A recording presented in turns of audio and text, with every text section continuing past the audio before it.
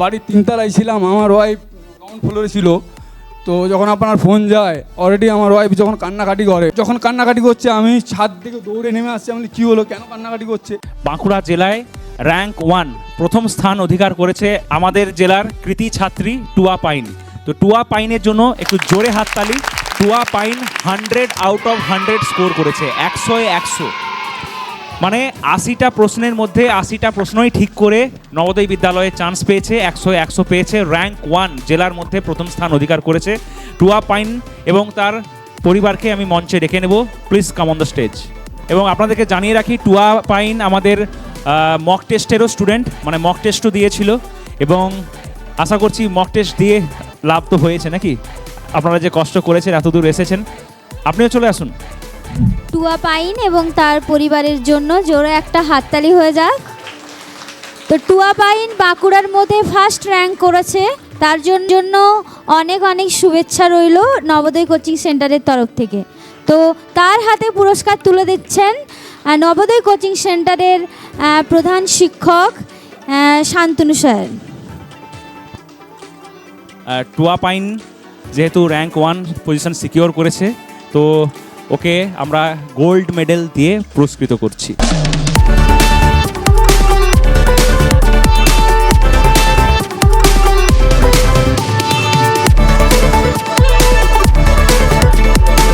উনি হচ্ছেন drone operator, মানে ভিডিও সময় আপনারা যে দেখেন ড্রোন উড়ে, ড্রোন দিয়ে শ্যুট করা হয়।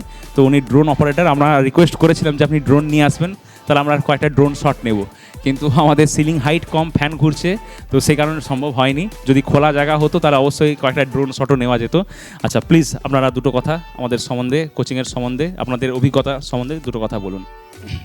সবার প্রথমে আমি বলি যে এই আমার মেয়ে সাফল্য পাওয়ার পিছনে স্যারের তো অবদান আছেই, সবচেয়ে বেশি অবদান তো আমার মেয়ের, এবং আমার ওয়াইফ প্রথমে, মানে কি বলবো, আমি তো বাইরে বাইরে থাকি, মানে আমার রেফারেন্স হচ্ছে, কানেক্টিং হচ্ছে কাজের কানেক্টিং হচ্ছে কলকাতায়, বাট আমি অল ইন্ডিয়ায় ঘুরি।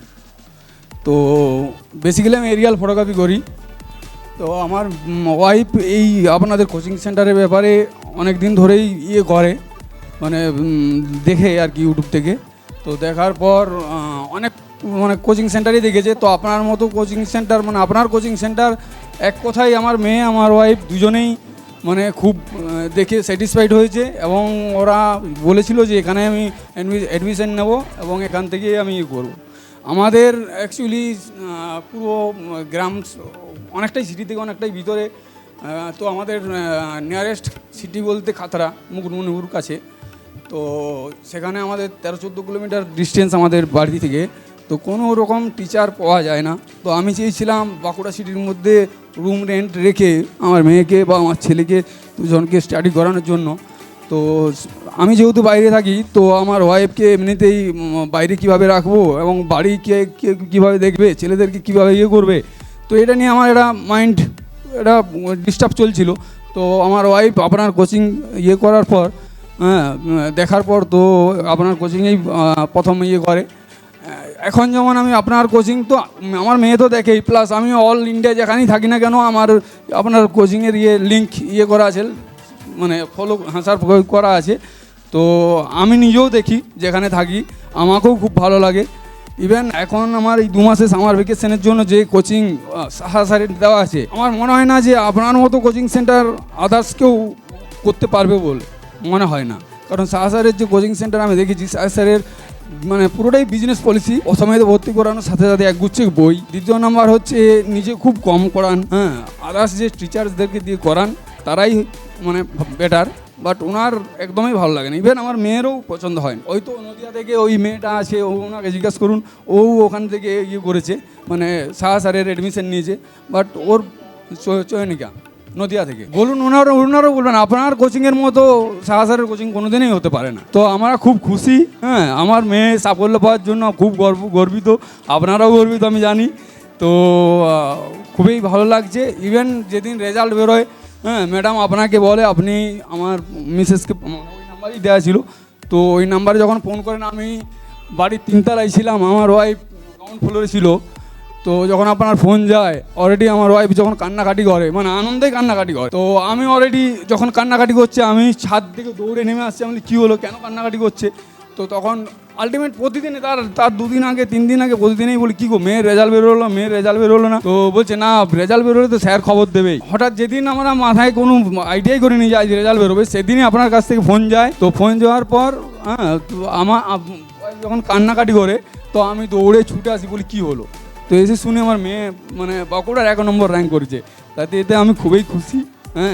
এবং এরপর কি করবে আমি জানি না, বাট আপনার কাছ থেকে যে ও ম্যাথ শিখেছে এখন এই পজিশনে ও 9-10 ক্লাসের ম্যাথ ও এখন করতে পারে। স্যার এর পিছনে আমার ওয়াইফেরও খুব অবদান আছে, কারণ ও বাড়িটা পুরো সামলায়, আমি থাকি না।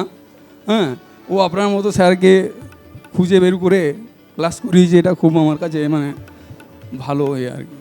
আমার কিছু বলবার সেরকম কিছু নেই, কিন্তু ওকে আমি সবসময় সাপোর্ট করেছি। ওর বাবা বলতো ও পারবে, আমি বলছি ও যদি না পারে দুনিয়াতে কেউ পারবে না। আমি কিন্তু এই কথাটা সব থেকে বলতাম। একটা সিট অনেকেই বলতো, জানাল একটা ছেলেদের থাকে একটা মেয়েদের থাকে। ও বলতো আমি পারবো সবসময় আমাকে ওইখানে সবসময় এইরকমই বলতো। ও এমনি চুপচাপ, আমাদের বন্ধু বলতে ওর এমনি বাইরে কোনো আদার্স বন্ধু বান্ধব কিচ্ছু না, মার মেয়ে, বকলেও আমি মারলেও আমি সব কিছুতেই আমি। কিন্তু ওইটা ওর মধ্যে মাথায় কাজ করতো, আমি পারবো, একটাই সিট কি করে পারবো, বলি তুই না পারলে কেউ পারবি না। আমি এইটাই ওকে সবসময় সাপোর্ট করতো। ওর বাবা বলছে পড়ছে না, ও পারবে কি করে, কিন্তু টিচাররা বলতো অনেক সময় যে ওর বাবার কম পড়ে। যতগুলো এখন পর্যন্ত টিচার আমি দিয়েছি বাড়িতে, যখন ক্লাস 1, 2, 3, 4 পড়েছে, সব টিচারকে আমি জিজ্ঞেস করেছি যে স্যার আপনারা তো পড়াচ্ছেন, ও তো পড়ে না, তো আপনাদের অ্যান্সার দিতে পারে? বলে হ্যাঁ। তো তখন আমাকে ওই টিচাররা বলেছিল, দেখো সব স্টুডেন্টকে বেশি পড়তে হয় না, যখন বোঝায় ওই বোঝানোটাই ওরা যে ক্যাচটা করে সেটাই ওদের 100 বার পড়ার মতো ওদের। তো এখন এই যে কোচিং এটা দেয়া হয়েছে এইটাতে ও ক্লাস 1, 2, 3, 4 যাই পড়ুক না কেন, ও সেকেন্ড, ফার্স্ট, থার্ড এটা হয়ে এসছে। ইভেন আমার ছেলে আপনার জন্য মানে আপনি অপেক্ষা করুন, আসছে, ঠিক আছে? এও এখন মানে কিসে পড়ে, প্রভাত তো প্রভাতে পড়ে, এখন এও মানে 1 নম্বর পজিশনে আছে। তো আপনার স্যার আপনি আমাদের বাঁকুড়ায় কোচিং সেন্টার করুন। আমি এখনই অনেক রেফারেন্স দিয়েছি, আমার কন্ট্যাক্ট পার্সন 3000-এর উপরে। তো আমি মোটামুটি 100 জনকে বলেছি। ইভেন জেএনবির যে লাইব্রেরি স্যার সুকমল বিশ্বাস, উত্তর দিনাজপুরে ওনার বাড়ি, ওনার সাথে আমার খুব ইয়ে হয়েছে। আপনার নাম্বার পর্যন্ত আমার কাছ থেকে নিয়েছে, বলে কোথায় কোচিং সেন্টার আমাকে দাও তো। তো আপনার দিয়েছি, আপনার লিঙ্ক দেখার পরে আমি সেকেন্ড টাইম যখন অ্যাডমিশন করতে যাই, বলেন না স্যারের ভিডিও দেখে যা দেখছি যে স্যারের সত্যি ইয়ে আছে। স্যার উনি অ্যাকচুয়ালি মেদিনীপুর জেএনবির স্টুডেন্ট, তো সেই সূত্রে ওনার পড়ানোর টেকনিক আমাদের গার্জেন হিসাবে আমাদেরকে খুব ভালো লাগে। না, মক টেস্ট দেওয়ার পেছনে আমার ভাগ্নি খুবই অবদান। ওই এখানে পড়াশোনা করে, আমার বাড়ির ওখানে। তো হ্যাঁ, তো আমার মেয়ের এই মক টেস্টের ব্যাপারে বা এই যত এই আপনার কোচিং থেকে বই নিয়ে যাওয়া, ইভেন এখন কলকাতায় যে 2 মাসের সামার ভ্যাকেশনে ক্লাস দিয়েছি, ওদের যে বই বলেছে সেই বই নিয়ে যাওয়া, আমার ভাগ্নের অবদানের পিছনে অনেক কিছু আছে। আমি ম্যামকে ওর বই কথা শেষ হয়ে গেলে ম্যামকে, ম্যাম বই শেষ হয়ে গেছে, বই আপনি তো আর একটা কথা স্যার, আপনার যেমন অবদান আছে সেরকম তো ম্যাডামেরও আছে। ম্যাডাম অল কোয়ারির মানে সব প্রবলেম সলভ করেছেন। তো স্যার খুব ভালো, আপনার কোচিংয়ের কোনো মানে তুলনা হবে না। আমার একটা কথা বলার আছে, স্যার যদি এই যে ভ্যাকেশনে এসেছে এই 2 মাস আপনি যদি একটু দেখাবার চেষ্টা করতেন খুবই ভালো হতো।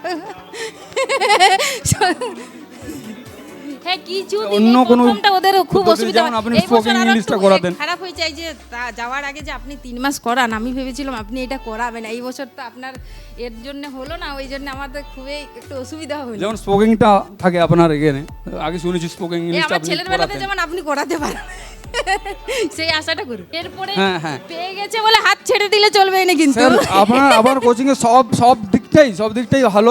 ইভেন পয়সা পাতিরও আপনার কোনো ইয়ে থাকে না। আমি তো সাহস কোচিং সেন্টারে ভর্তি হওয়ার আগেই আমাকে 2 মাসের টাকা দিয়ে দিতে হয়েছে। এবং আপনার ওদের পড়ানোর ভিত্তিও আমার ভালো লাগে না, বাট করার কিছু নেই। মেয়েকে যখন বাংলা মিডিয়াম থেকে ইংলিশ মিডিয়ামে দিয়েছি, ইভেন গিয়ে যে কী করবে ওই যাতে না ইয়েটা হয় তার জন্য ওকে প্রথমটা আমি দিয়েছি। তো ও নিজের থেকেও বলছে আমি আমার পুজোর ভ্যাকেশনে আমি কোনো কোচিং নেবো না।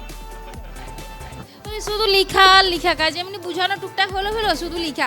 কালকে বলছে কানতে শুরু করে দিচ্ছে। আমি বলি ওর বাবা আপনার এই যে প্রিন্ট আউট একদিন বললেন তুমি কেন? আমি স্যার ওর জন্য প্রিন্টার পর্যন্ত কিনে ওই দিয়েছি। জন্য আপনি ওর আগে সঙ্গে ওর বাবাকে বলে প্রিন্ট প্রিন্টার করতে বলতেন। হয়েছে। আমাদের কাছাকাছি জেরক্স সেন্টার নেই, অনেক তো আমি দূরে ওর যেতে হয়। জন্য আপনার অ্যাপসনে বলছে স্যার প্রিন্টার দেখো পর্যন্ত কিনে বকছে। আমি বলি বাবা বাড়িতে নেই, তাহলে এই বাচ্চা নিয়ে আমি কোথায় যাবো? ওর বাবাকে বললাম তুমি এক্ষুনি প্রিন্টার কিনো। আমার কি, আর ওর বাবা কি হয়েছে এমনি দেখাশোনা করেনি, যা লাগবে তৎক্ষণাৎ রেডি, ওইটাই আর কি। আমি বলি ওদের যেমন এমনি আমি যেমন অন্য টিচার জোগাড় করে দিতে পারবো না, আর নাই যাতে এগুলো আমাকে ছুটে দৌড়া করতে না হয়। আপনারা অনেক সাপোর্ট করেছেন, তাই আজকে টুয়া এত সুন্দর রেজাল্ট করেছে। আমি তো রান্না বান্না করতাম না, সিদ্ধান্ত ওই আপনি যে পড়াতেন আমি বসে দেখতাম। বলছে মা তুমি কি নিজে পড়বে নাকি? আপনার ভিডিও আগে আমি দেখেছি, ক্লাস যখন পড়ে আমি ভিডিও দেখতাম আপনার। মনে হচ্ছে মা আমি পরীক্ষাটা দেবো না, তুমিই পরীক্ষাটা দেবে আমাকে বলতে। রান্না করতে করতে আপনার ভিডিও দেখে যাচ্ছি সব সময়। আপনার মা তুমিই পড়বে মনে হচ্ছে। আমি বলি তোমাকে পড়ানো মানেই তো আমার পড়া। একদম একদম। বলে আমি পারিনি, আমার পড়াশোনার ইচ্ছা ছিল, পারিনি, আমার বাবার সেরকম অবস্থা ছিল না, আর এত সুযোগ সুবিধা ছিল না। বলছি আমি পারিনি বলে আমার না পারাগুলো তোমার মধ্যে আমি পূরণ একদম করতে একদম। চাই। আগে মহিলাদের পড়াশোনার এত সুযোগ সুবিধা ছিল না না। ছিল না বলতে আমার বাবার সেরকম একটা অবস্থা ভালো ছিল না। আমরা 3 বোন 1 ভাই, তাহলে আমাদের এতটা সুযোগ বা একটা বই আমি হয়তো আগের ক্লাসে কে পড়বে তার বইটা আমি চেয়ে রাখতাম, হ্যাঁ, পড়বো বলে। পুরনো বই নেওয়ার ব্যাপার বুঝতে পেরেছি। অনেক অনেক ধন্যবাদ, আপনারা এত দূর থেকে এসেছেন এবং আপনারা টুয়াকে এত সাপোর্ট করেছেন বলে আজকেও এত সুন্দর রেজাল্ট করেছে।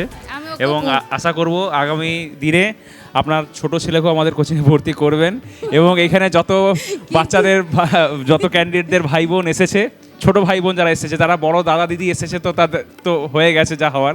যারা যত ছোট ভাই বোন এসেছে আশা না, আমার করছি মা- আগামী দিনে তারাও ভর্তি হবে আমাদের কোচিংয়ে। অনেক অনেক ধন্যবাদ। আর যদি আমরা আমার মেয়েরও খুব ইচ্ছে ভাইকে ওইখানে দেওয়ার। বলছে মা এখন যেমন আমাদেরকে কেউ শাসন করছে, তখন কিন্তু আমি সবার সিনিয়র, আমি ক্লাস 12-এ পড়বো, আমার ভাই গেলে আমি সবাইকে কিন্তু ধমকাতে পারবো, ওইটা আমার মধ্যে একদম থাকবে। একদম খুব বলছে, ভালো, তুমি ওইখানে দাও। বলি তুমি করেছো বলে ও করবে, তার কোনো মানে নেই। খুব ভালো। আর মানে খুবই বদমাস দেখেই বোঝা যাচ্ছে। আর খুবই বদমাস ছোট, ওরা স্টুডেন্টদের তখন থেকে বলছে আমি বেলুন গিলু নিব। বেলুন, আচ্ছা তোমাকে যাওয়ার সময় বেলুন দেওয়া হবে, ঠিক আছে? অনেক অনেক ধন্যবাদ আপনাদেরকে, আপনাকে অনেক ধন্যবাদ। আপনারা এসছেন, আমরা সত্যি খুব খুশি। তুমি তো কিছু বললে না তোমার নবোদয় কোচিং সেন্টার সম্বন্ধে, আমাদের সম্বন্ধে তো কিছু বললে না, তুমি কিছু বলো। আমাকে আপনার পড়ানো খুব ভালো লাগে। তোমরা সবাই এমসিকিউতে উত্তর দিচ্ছ কেন আমি তো বুঝতে পারছি না। একটু বাক্য বলো, সেন্টেন্স লেখো, ব্যাস, আর কিছু নাই। আচ্ছা বলো তোমার স্কুল কেমন লাগছে, বাঁকুড়া জেএনভি কেমন লাগছে? খুব ভালো। খুব ভালো লাগছে। কতজন বন্ধু বান্ধবী তৈরি হয়েছে? পুরো হাউস। পুরো হাউস? তোমার কোন হাউস? আমার নীলগিরি হাউস। নীলগিরি হাউস, আচ্ছা। তাহলে তোমাকে একটা প্রশ্ন করি, হ্যাঁ, বলো। সহজ প্রশ্ন করবো না কঠিন প্রশ্ন? আপনার যেটা ইচ্ছা। আমার যেটা ইচ্ছা। হ্যাঁ, সবাই তো আমার উপর পুরো ইচ্ছার উপরেই ছেড়ে দিচ্ছ। হ্যাঁ, কেউ মাঝখান থেকে উত্তর দেবে না, ঠিক আছে? তার গিফট কেড়ে নেওয়া হবে একদম। প্রশ্নটা হচ্ছে, ধরো তোমার জ্বর হয়েছে, ঠিক আছে? তো জ্বর হলে আমরা কি করি? ডাক্তারের কাছে যাই। আর ডাক্তার কি করে? ওষুধ দেয়। তো ডাক্তার তোমাকে 3টে ওষুধ দিয়েছে, বলেছে আধ ঘন্টা অন্তর অন্তর খেতে। তাহলে 3টা ওষুধ খেতে কতক্ষণ সময় লাগবে? অঙ্ক কি কঠিন, অঙ্ক কি কঠিন। 1.5 ঘন্টা। শিওর? ভালো করে ভেবে উত্তর দাও। 1 ঘন্টা লাগে। কি করে 1 ঘন্টা? একটা ওষুধ খেলাম, তারপরে আধ ঘন্টা, তারপরে একটা ওষুধ খাবো, তারপরে আধ ঘন্টা। একদম সঠিক, একদম সঠিক। জোরে হাততালি টুয়া পাইনের জন্য। মিকি, তোমার জন্য চকলেট রয়েছে। আমি একবার বুঝিয়ে দিচ্ছি, 3টে ওষুধ স্টার্ট, টাইম কাউন্ট কখন থেকে স্টার্ট হবে? যখন আমি একটা ওষুধ খাবো, তারপরে টাইমটা কাউন্ট হওয়া স্টার্ট হবে। তো অনেকে এখানে ভুল করেন। আচ্ছা একেও 2টা চকলেট দিয়ে দিন। এসো এসো, তুমি এসো, তুমি এসো, চকলেট নিয়ে যাও। ঠিক আছে, এসো, তুমি সিটে বসে যাও।